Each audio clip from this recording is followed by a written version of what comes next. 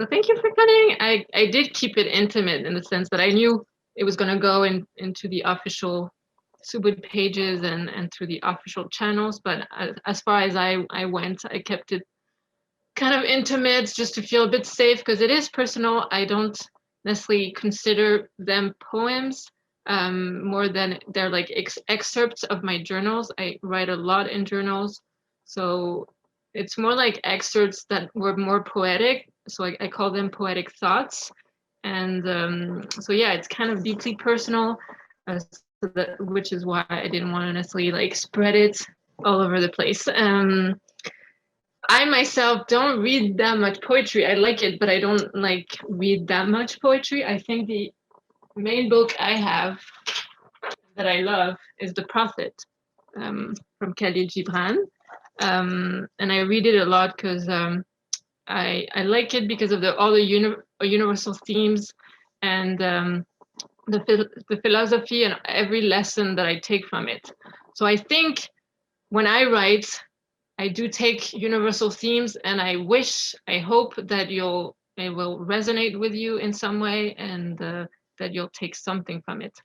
I did do a few sections to try and keep it coherent, but I don't know if it will work. So there's like about 5 sections of different types of poem.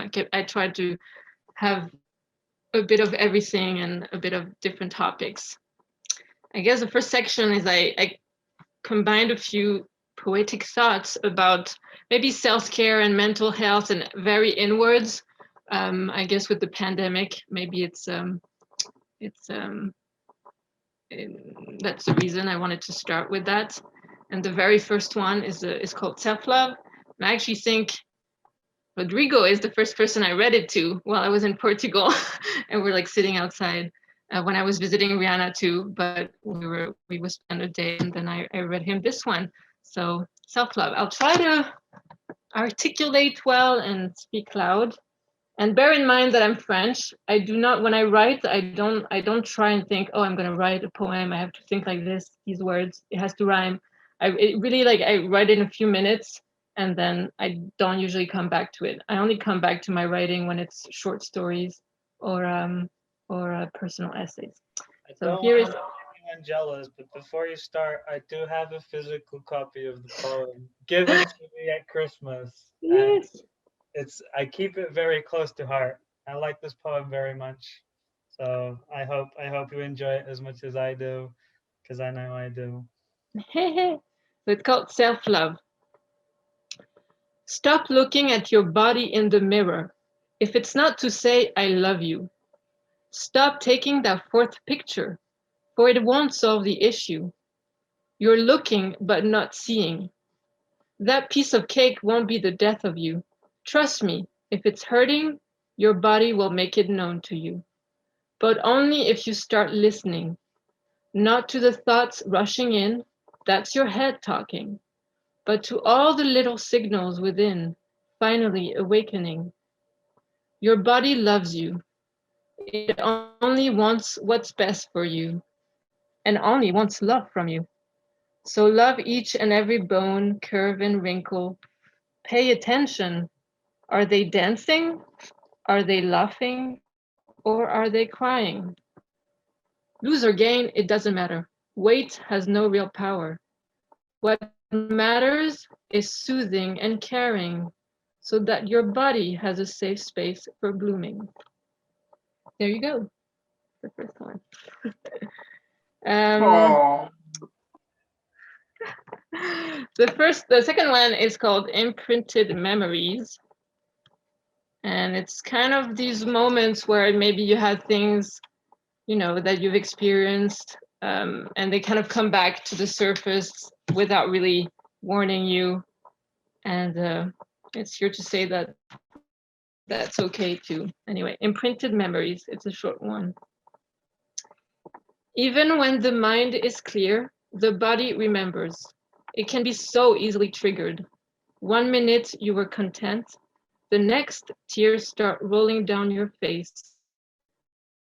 Things you thought buried resurface.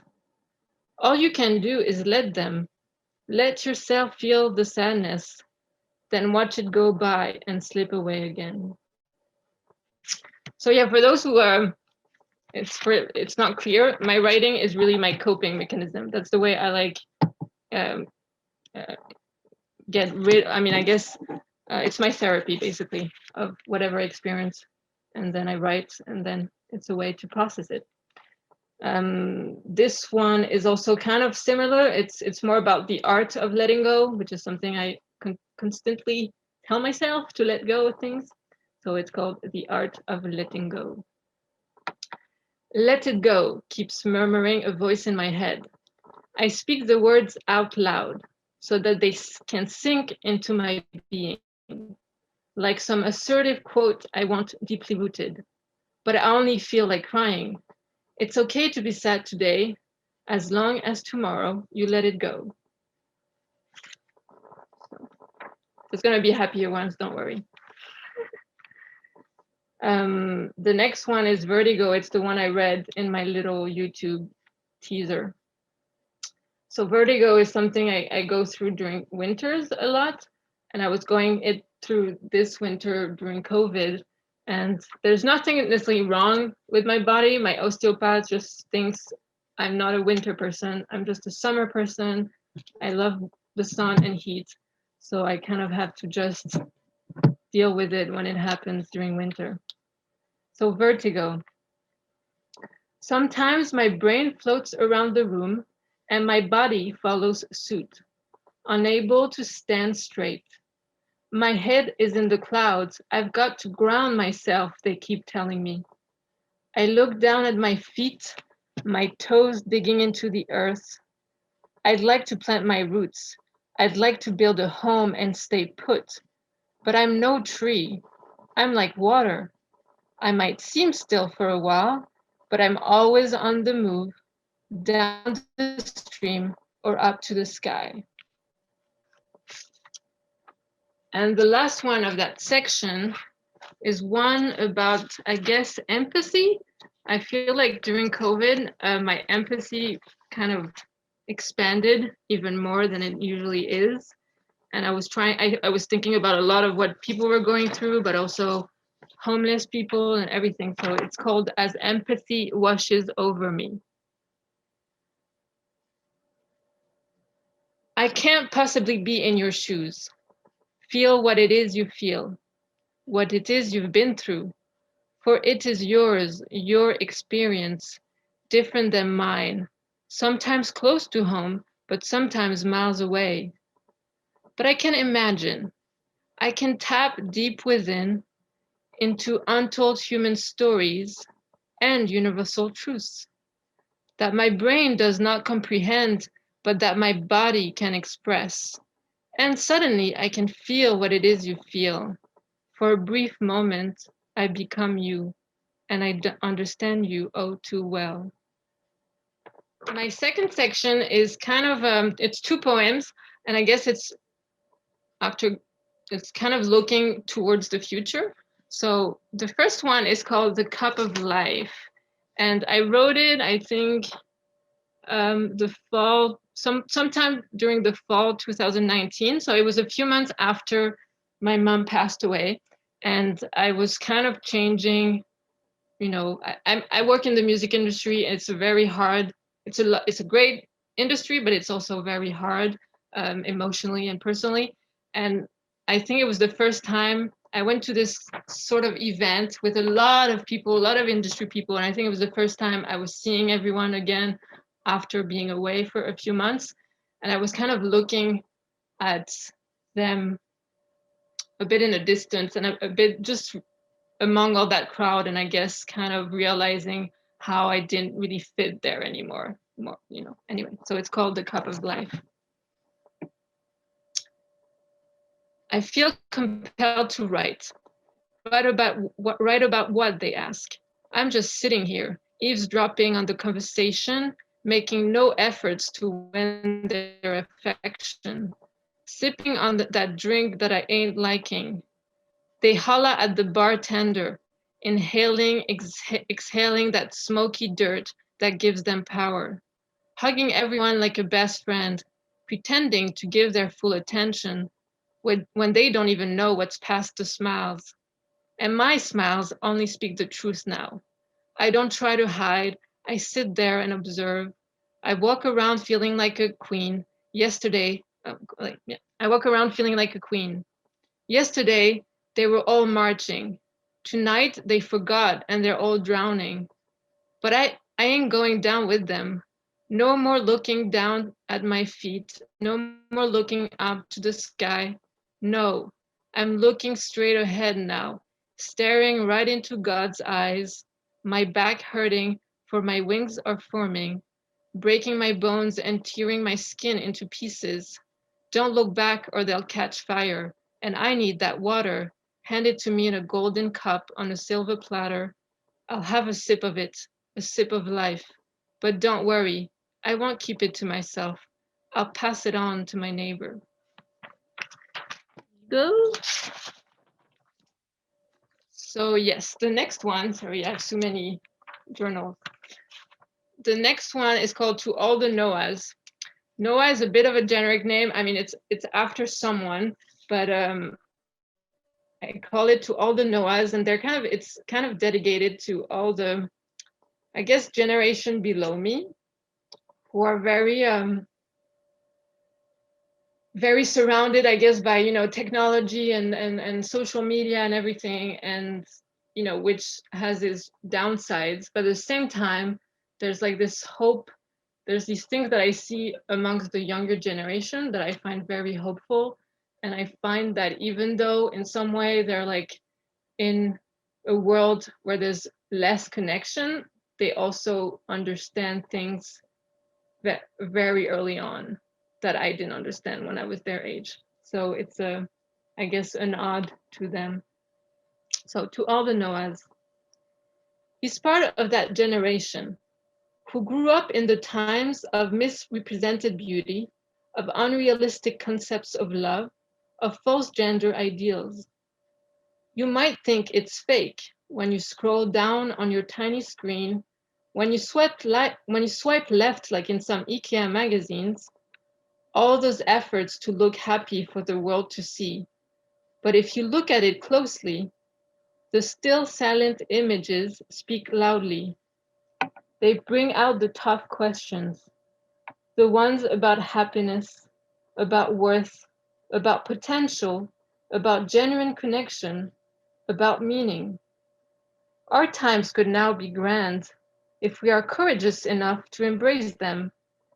He's part of that generation who isn't afraid to feel, who isn't afraid to speak of its darkest fears, who's only afraid to not be the truest it can be. One by one, they'll bring down the taboos your grandmother never dared to speak of. He's part of that generation who aspires to inspire and be inspired. You go.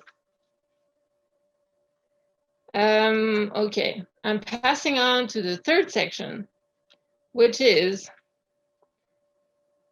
probably the reason why I started writing journals. It's about love and heartbreak that we all go through. Specifically, so yeah, it's one of my longest, and it's really a personal one. I was kind of wondering if I would read it because it's super honest, like there's no hiding. It's about, my biggest heartbreak, biggest friendship failure, I guess. And I wrote it in 2019, quite long after it kind of ended. So that person was involved in my life from 2015 to 2018. And but in 2019, while I was in Indonesia, burying Maya's ashes, I wrote that, and I feel it's like the most honest take on our relationship, friendship, looking back at it. And so yes, there's no filter. And yeah, that person is a musician, songwriter, poet as well. So anyway, it's called Who's the Muse? Is it arrogance if I say I was born to be a muse? Someone's Marianne writing down poems about our grand times. When I met you, People said you could love no one, but I could see it was self-protection. I could see how hard you tried not to care when you actually cared so deeply. And so here we were, sitting on the balcony, you fiddling around with the guitar strings, while I read to you loudly, my head spinning from alcohol's magic. And so here we were, in our beloved yellow painted kitchen, you walking around humming, while I cooked new recipes, spices filling the air, the old crackling. And here we were, me listening to your new songs while you sat there silent, trying to look away, expressionless. I remember when I lied on your bed, glancing through the pages of all your books. I remember when we held hands, roaming drunk in the summer's nights. I remember when we snuggled, saying I love you at times when we felt alone. We could have been lovers, but you drew a line in the sand that I never dared to cross. And I thought I was okay with it, for if I did walk over it, it would have been a point of no return. My heart's desires were not worth the risk. Losing a friend would be much worse. That decision came with silent conditions, buried deep down into my mind, that we'd be there for each other, no matter what, no matter when. But the thing with poets is, they never only have one muse. And shamefully, that I couldn't bear. So I spoke the forbidden words, and you drew that line even further. You let others cross it, giving them what you denied me for so long, and I had to listen to those new muses of yours talk about you with what felt like my own words. And so us was no more, and maybe us never really was. Somewhere along the way, I got lost, trying to find myself in your songs, but I could never tell, for you used writing to exercise the negative, and for a time, I believe I contributed to the positive. It became clear that while I had unlocked something in you, love, care, compassion, and empathy, you had slowly started to break something in me that would take years to glue back on. And all the while I watch you offer your heart to new people, I also watch you associate me with spiritual draining. And I know you tried, because deep down you knew you had received. And God knows I also tried, because deep down I knew I had brought this upon myself. So tell me, do you write about me now? It doesn't matter anymore. I might not have been a muse, finding home in your letters, but God, was I an inspiration who helped you become a better person. And I thank you, because you, well, you are my most inspiring muses of all. Anyway, there you go. And then I wrote a little one that's called acceptance, where sometimes, you try to move on from that person, but, it kind of comes back a bit and you have to, wait, I'll find it. So it's small, it's called acceptance.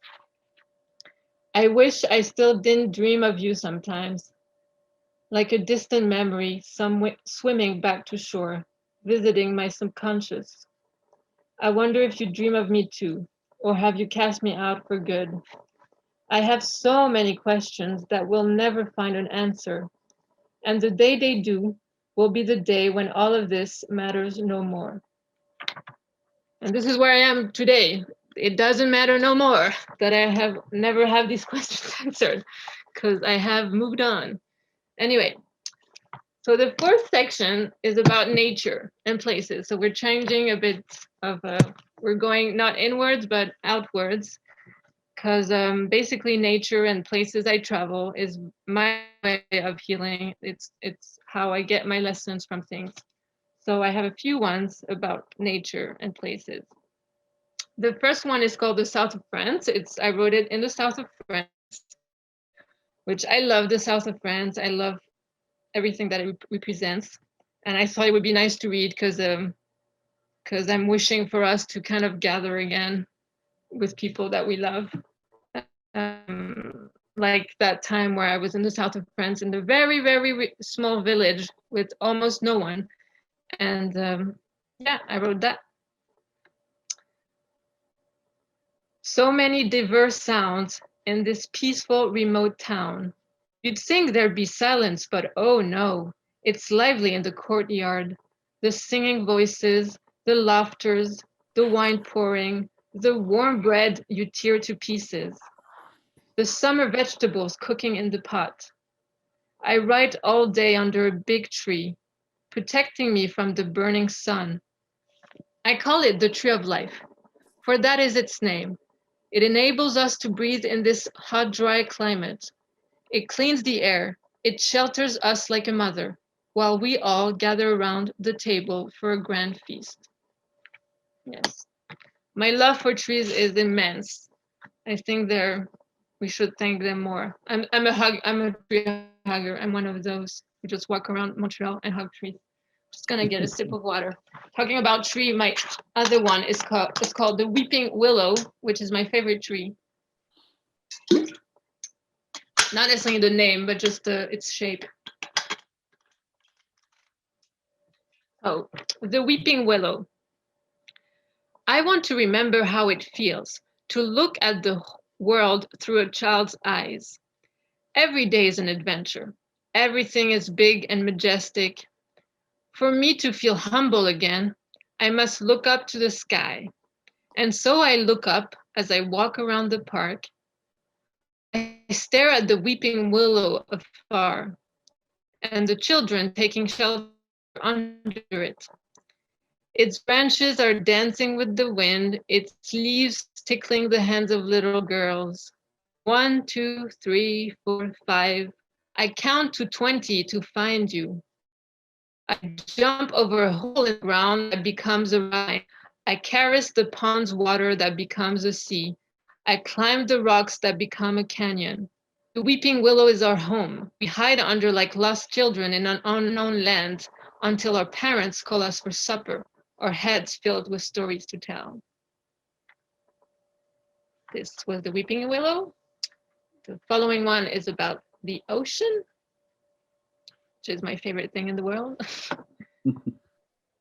The wave embraces the shore, water making love to the stone, its gray-blue tone reflecting the color of my eyes. My eyes are the doorway to my soul. The sea is my home. I breathe in the salty smell. I listen to her loud whisper. It caresses my heart. I can hear nothing but her. Amidst the chaotic sounds of the wind, waves crashing, a bird's lullaby suddenly appears. There is beauty in this world that only a few truly see. This, and then the few ones that I have left about nature or places is about Morocco. I went in Morocco in December 2019. It was just 5 days, but it really did something to me. It really changed me a lot. I just loved it. And yeah, first is really small. It's like 2 lines. It's just about sunsets, which I saw many there. So just about sunsets, 2 lines. I reckon each time the earth falls into Morphe's arms, you get a glimpse of heaven's gates. That was my translation of a sunset. Then the next one is about the Sahara Desert, which was one of the greatest experiences of my life, which I never thought wasn't on my bucket list until I was there, and then it became my top 5 things to do. When you think about it, the Sahara Desert is home to simplicity, an endless blank canvas at the wind's disposal, and sand as the only matter to create its masterpieces.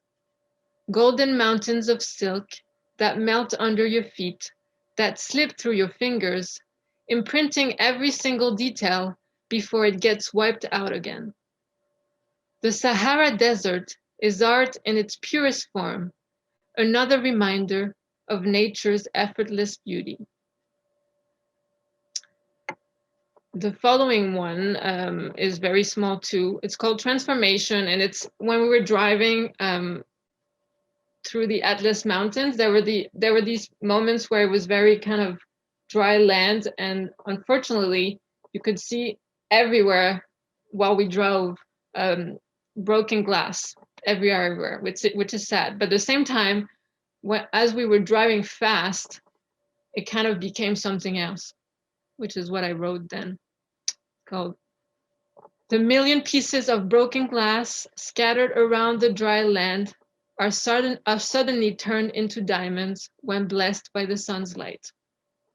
So yeah, that's how they were appearing to me. We were driving fast and there was sun, and so it was sad to see all this broken glass, but at the same time it was beautiful because it was all shining everywhere. So yeah. And then towards the end of the trip, I wrote this. It's called Warm Blood. My name is Sanchez, by the way, so I have Spanish origins. There are no more doubts in my mind. I am a daughter of the Mediterranean, whose blood seeks for warmth, sun, and water, whose heart seeks for cultural tradition, vibration, and colors, whose voice sings in unknown exotic tones, and whose soul seeks for sacred homeland. Dear God, I trust you'll bring me home. I felt very at home in Morocco, which I don't know why, but that was that. Okay, arriving to the last section, which is about Maya, who knows her, my mom. So for people who don't know, I'm Maya's daughter, if you knew Maya. I'm Ozana's niece. I'm Thierry's daughter too. I'm Guillaume's sister. Anyway, so I have a few on Maya, or around Maya. What time is it? Oh, it's fine. So the first one is called Hereditary. It's about, I guess, all the emotional or physical kind of charges that we might keep from generations before us that we don't understand really what it is, but it's maybe our grandmothers or our great grandmothers. And this is something I talked a lot with my mom towards the end, especially when we talked about her own mother, my grandmother, which I didn't really know. Sorry, I'm looking for it.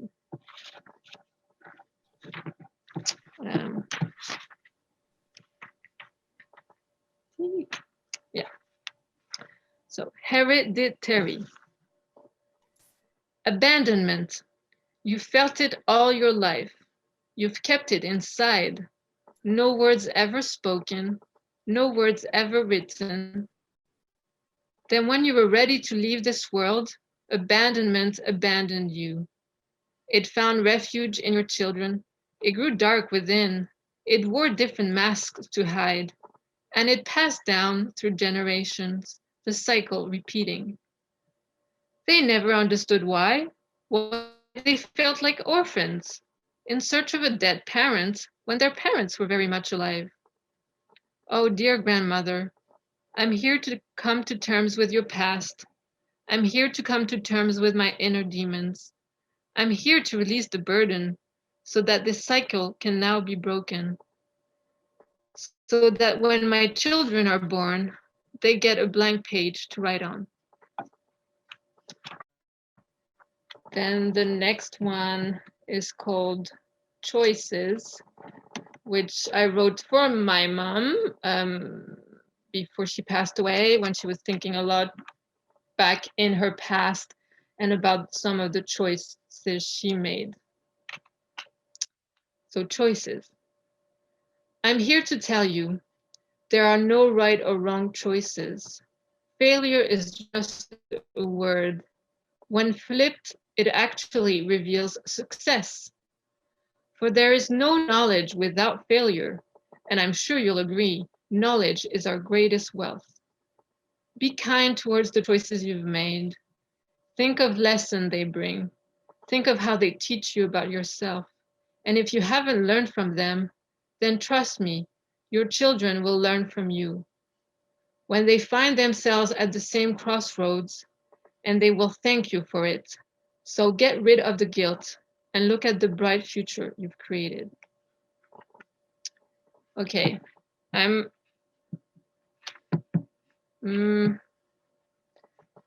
So there's 2 poems about my mom's death that I wrote, but that I think a lot of people already know because they've seen it on Facebook, but I see that there's people that I don't know. So I might, at first I didn't necessarily want to read one of them, but I might read it anyway. But then my last text is about Maya, but it's more like, it's one that I haven't shared that much, and that I feel would be like more uplifting and like remember her well, but I still will like read the one just before she passed away, like 2 weeks before she passed away. So it's called The Emperor of All Maladies, and a lot of you have already read it, but anyway. I wonder why I have yet to write about it. And by that I mean write about it properly, for myself, not in some expeditious text message that leave my friends uncomfortable. I speak about it, though, in depth, out loud, and in abundance to anyone willing to listen. To those trains of thoughts that never slow down, I speak about it with a distance that some may admire, but that most are puzzled by. Is it self-protection, or is it peaceful acceptance? Even I don't hold the answer, for the answer will only be revealed once her eyes shut, never to open again. For I am definitely in denial. I am definitely not in denial. That is the truth I have certainly come to accept, and for which I might be wrong. I find myself peeking my head through her bedroom door, checking if the blankets are still moving, up and down to the rhythm of her tired breathing. I do believe in miracles, but I also believe in the natural order of things. I've seen death swallow her body bits by bits. I've seen it with my own eyes. I was afraid for a long time to really look at it. Only the smell would sometimes remind me what was truly happening. And I used to say to people, the smell is what breaks my heart the most, for it is the smell of death. However, now I've also seen its physical manifestation, and I've held her body in my arms, holding life and death at the same time, caressing her forehead gently, while she cried out to God in the night to ease the pain. I do believe in miracles. I have not given up hope, but my hope is of a different kind now. My hope is that if her body is not to be healed, then let her soul find healing. Let her remaining days be joyful, surrounded by the ones she loves and the ones who love her, for she may not see it, but she's loved by so many. And while the emperor of all maladies, spreading like the shape of a crab, may bring her to meet death eventually, let her remember that cancer is also life, love, and family. For on the 4th of July, she gave life to a little crab. She gave life to me. And if she is to pass on to a next life, I know that every time I walk into an ocean, I'll meet her again in this one. This is the heavy one, but I'll leave to you about another text, which is not really a poem. It's more like a small text that I think I only send my family. And it's basically a little bio of Maya in a poetic way, which I find better to end this way to remember her, because it's very soon the 2 years since she's passed. It's already been 2 years. So yeah, it's actually a tag that I had written that I wanted to give to her on what would be her last Christmas, but I didn't know at that time that would be her last Christmas. But unfortunately, I never got to give it to her because I wanted to do like a collage, and anyway, it went like it just never happened. So she never got to read it. So you guys are gonna hear it. Okay. Maya was born in the middle of the sea on a windy island that most people have never seen, somewhere between the French frogs and the British queen. Raised by an English father who loved boats and flowers, a Swedish mother that overwhelmingly cooked Christmas dinners, she also grew up with two lively sisters. It wasn't long before the family moved to warmer shores, leaving the painful memories of the Second World War behind. Among the paella smells and Spanish dances, Maya felt at home, for she had the character of a lioness, a passionate fire burning within. The three sisters bloomed into young women, each more beautiful than the next, and the Spanish boys stood there watching them laughing and singing while the acoustic guitar was playing. On the eve of turning 18, the crazy Paris was calling. It's in the city of lights that the lioness truly roared, setting her wild side free. The diamonds and feathers covering her dancing body gave way to jeans and rock and roll t-shirts. Music became her life, concert venues her second home, artists her family. She listened to the sudden screams of fans when the lights turned off, watched them leave when they came back on. The now empty concert venue would become silent, attempting to pretend nothing had ever happened, if in word for all the garbage on the floor, the only trace left behind by the music lovers. Today, Maya has many stories of her time mingling with the stars, many stories of her travels with friends, many stories about the men she loved. But her favorite story will always be about when she sang surrounded by family members and friends, and when she herself became a mother. And what a mother she was, that what a mother she still is, her children would tell you. They would tell you she isn't just the most loving mother of all, she is the strongest woman they know. And they would tell her that there is nothing to regret. You did great, you had an impact, you did so much, and you still have some new stories to create, wherever it is that you may be going. Okay, guys, that's it.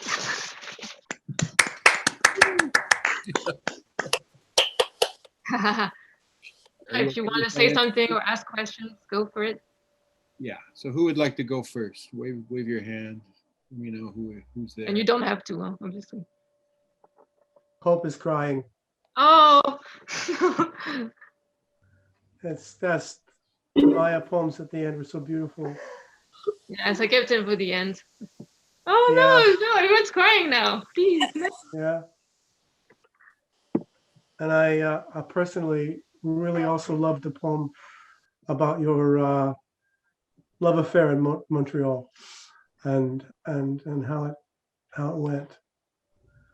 And it's just so good to see you and hear you. Yeah, I have so many though, so it was hard to like choose, to be honest. I tried to kind of give it diverse, but there's a lot more also that are long, very intense. But yeah, I mean, if some are curious, I can send you some privately.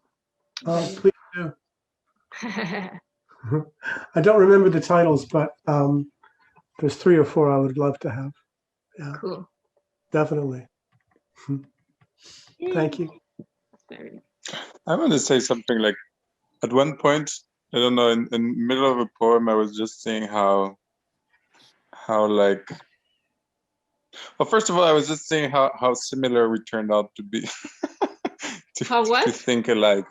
How similar we got to think alike over time, over years. But I thought about how transparent you were throughout this. And I just had that strange thought about how transparency is like probably the key to some sort of emotional freedom, you know, like when you're able to just put down your thoughts and just express them and not feel blocked by just to I don't know how you feel about that, but like, yeah, your writing is a way to really like say everything you want to say. And I think it's really like, I don't know, I imagine it's really helping at an emotional level. Yes, it's good to write, but then it's nice to share as well and to talk with people as well. Get it out of your voice. Yes. All I can say is, I mean, besides everything I've already said in the past, how much I love your poetry and how much I think you really have a talent for putting putting emotions to paper. I don't even want to say words to paper, because it's you don't even have to really pay attention to what's being said. You can feel it through your voice. You can feel it through the power of the words. So I definitely say, if it's not something you do with recurrence, you should definitely read poems more often, whether it's here at SICA or whether it's somewhere in Montreal or anywhere really, because a bit on what Guillaume said on the transparency part, I really think these poems are so powerful. They could, no, not they could, they are capable very much so of helping people who are going through things. So I think it's definitely something that should be shared by you, not just to us, but and anyone that's willing to hear. They really are powerful poems. So congratulations on that, and thank you for letting us Yeah, and actually forgot to read one more about which is short, so I'll read it now because it was part of the Maya thing, and it was about grief, which for me was the first time I was like, I had known grief from love heartbreaks, but it's different when it's like a family member. So I'll just read it quickly because I forgot about it. So it's about grief. How could I describe my grief to you? It's a door that heartbreak cracked open, making me feel things on a deeper level, and what was once dormant is now alert, a sixth sense almost. As heartbreak washes away, it leaves an aftertaste of sadness that comes and goes without prior warning. And I can't quite describe that sadness to my friends because it feels alien. It's entangled with joy almost.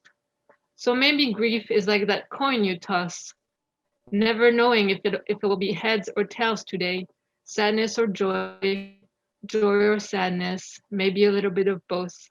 Eventually you accept. You accept that sadness and joy sleep in the same place. There you go. There was one that I forgot.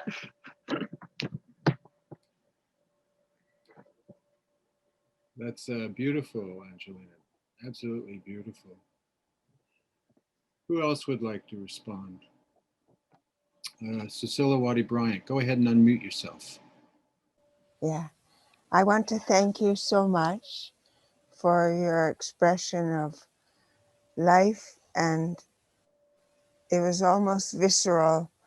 And the beginning poem about self-love, that's what it felt like to me. And looking at yourself and giving love, yeah.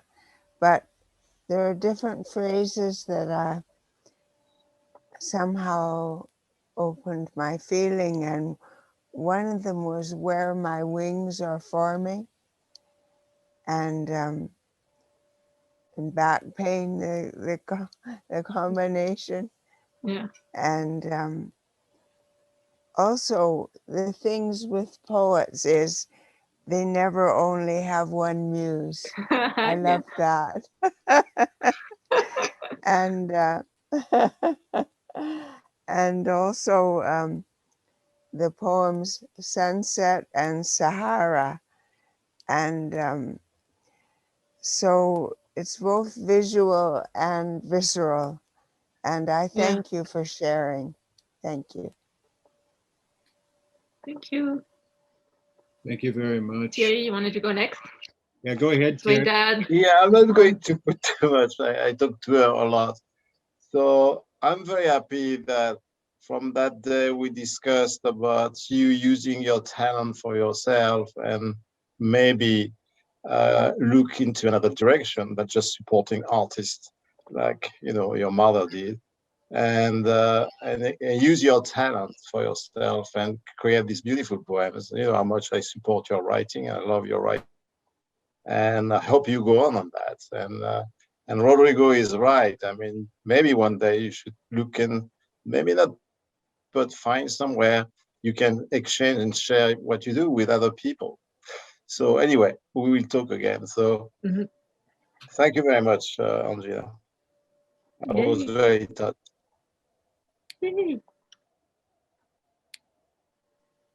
from the Nepal one. You know Nepal? I think Adrienne and Rosella need to raise their hands. Hi, Rosella. Go ahead. You have Whoever to wants mute to start. yourself. I just want to say I missed the beginning because I was out still, but just when I started listening made me cry immediately. So thank you so much for putting the experiences into words that our family has been through. I love you, and I really hope that you continue fostering your talent, because I always love reading the poetry that you write. It's just beautiful. So thank you. Thank you, everyone. And thank you, everyone, for the comments. And Adrian Thomas, did you want to say something? You have to unmute yourself, please. Angelina, you know, I just want to say, because I spend a lot of my time dealing with death, because I do funerals and dealing with families, and you reading that poem about Maya's death was searing. It was so visceral, and it broke through a massive taboo. People will not talk about that. yeah, Won't talk about what the actual process is like and what it does for them. So for me, it was like a huge sort of crack in the sky and all this light coming in, that you have the courage to break through that inwards and make us feel what it's really like, because we tend to gloss over it, and people say, oh, we can't have that at the funeral, it'll make us cry. And I say, well, you know, it's so vital, and it's such a huge taboo, at least in England. I don't know about elsewhere. So thank you for that. That was so brave. Yeah, but well, I mean, I guess, well, that's why it may be the advantage of why at first it's my journals. So there's no like, it's not like I don't write for people to read. So it's like I try to be, and I have others. There's another one, which it's really when she died. That's even more intense.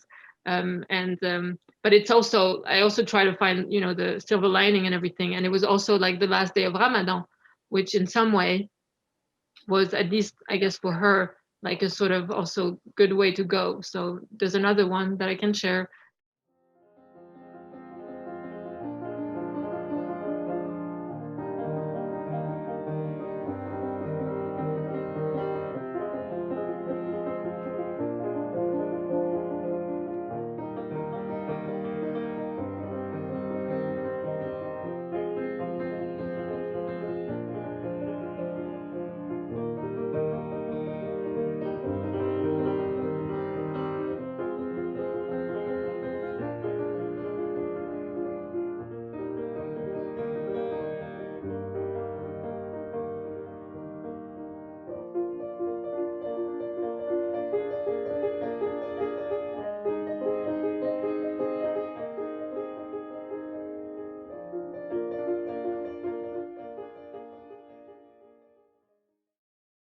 Because it's also a very, very honest one. I think it's quite important to share these things with people. I really do, to have, you know, not keep it something that we mustn't talk about. So thank you. All right. Thank you. I think Rihanna. You have to unmute yourself, Rihanna. Go ahead. I suspect, I'm sorry to speak for others, but the reason that we had a bit of nobody spoke or wanted to ask questions was I personally, I needed a bit. I needed a moment. It was very powerful. And I second everything that everyone has said. And I'm very grateful to you that you shared with us, and you were so open and so raw and honest. And that was just, I feel very touched by that. And I agree, I really think that it's something that you should pursue. And it really touched me. So thank you. Sorry, I didn't expect my voice to go all wobbly, but thank you so much, and I love you, and please continue, and also your singing as well. So, thank you. Beautiful voice. Thank you, Rihanna. Who else would like to respond? Okay, all right. Well, can you hear me now? Can you hear me without picture? Okay. So, well, Angelina knows that I am a great believer in her writing. I don't know it seems like years ago when you started writing things, and I thought, wow, this is something special. So I think it's getting close to the time where you got to put it into some kind of booklet form, into a little book or something. No, I think calligraphy.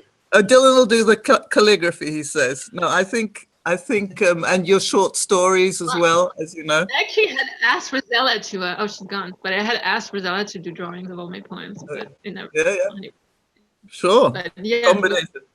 Anyway, congratulations. I think I'm looking forward to having the video on YouTube because unfortunately the sound was not good. It was breaking up quite a bit.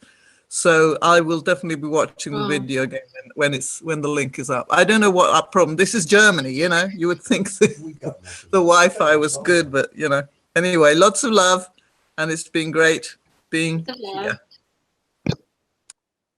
Thank you, Asana. Would somebody else like to say anything? Unmute yourself there, please. Yeah. I shouldn't just be left with you thinking I was just in the corner crying all the time. But the last two poems they reminded me of the conversation that we had sitting in this living room about the Emperor of All Melodies. Yeah, well, it was definitely I definitely took the same title. Yeah, and it because I thought it was, and I hadn't read the book at that point, but I thought it was such a strong title. And I just read the book and seeing her at the end, and it just brought it all back. But you do have a very direct way of writing where you just get right to the emotion, and it seems like the words are really simple, but they just cut straight to the point, to the heart, to the essence of it. So do keep going. And then the way you read them is absolutely lovely, because again, it's very direct, very unprepared, like just very natural, and yet is just so heart-wrenching and heartwarming and joy and sorrow at the same time. Yeah. Thank you. So well done. Well done. And I am reading the book as well, Robin, since you told me about it. But for me, it's helping me, though. It's funny in some way. But anyway. Information, knowledge. Yeah. And also building more trust with the medical, of being like, oh, they'll eventually find something for this. And then a new thing comes up. And then a virus comes up. Anyway. Yeah. But anyway, well, thanks everyone. Angelina, I think Lucas Hilly has his hand. I really enjoyed your poetry and your reading. Two poems that I felt most were abandonment, and because that's something I sort of am dealing with ongoing. And the vertigo poem, I would just say there may be more to the vertigo than your osteopath is aware of. That's the therapist part of me talking, right? And also, it's not that bad though. It's more like I have got so much checked with also my doctors, and no one is finding anything. So that's why she ended up saying, well, maybe you need more vitamin D and stuff like that. Okay. The only other thing I just wanted to say is when you read, I was very touched by the poetry about your mother, and I felt some regret that I didn't know her better when she was alive. Mm-hmm. But, yeah. Thank you so much, Angelina. Yes. Rosanna has great memories with her too. Yeah. Thanks very much, Lucas and Rosanna. Well, thank you, everyone. Yeah, I guess, Angelina, before we close off, do you have anything you want to add for everybody?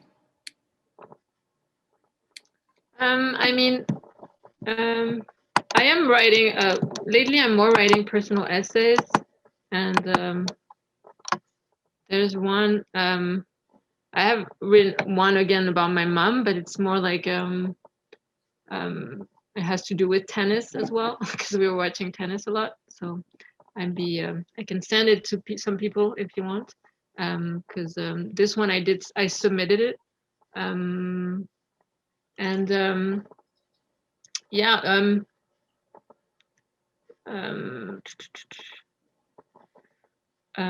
Yeah, and I'm writing short stories at the moment. For some reason I've been really like with COVID, I've been super not